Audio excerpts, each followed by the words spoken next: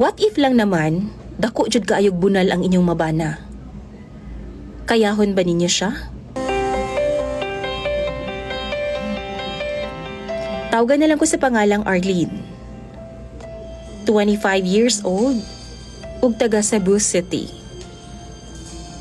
DJ Sam, nag-uol kaayo ko sa akong kahimtang karon, tungod kay napasubo naman gud ko ani akong bana. Kay wa magyud ko makaibaw nga grabe man daay kini siya ka-gifted sa hinagiban. As in, DJ Sam. Kaingon kag, bildi pa niya ang salmunan nga taksanan sa among bugas kaniadto. Grabe kadako.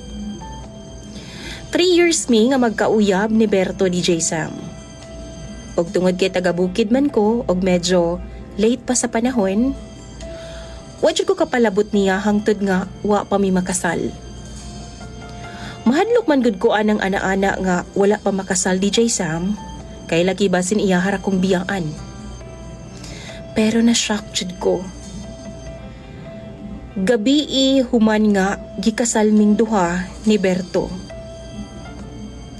Sa dihang pagkasa niya sa iyang pistola, daw upo nga gulayon na, DJ Sam. Human ato, 1 week jud nga gitakigan ko.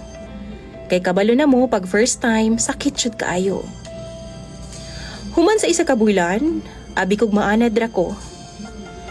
Pero maglisod gihapon ko, DJ Sam, og kalinturahon judayon ko pagkaugma. One time, gikuha kog bridesmaids akong igagaw.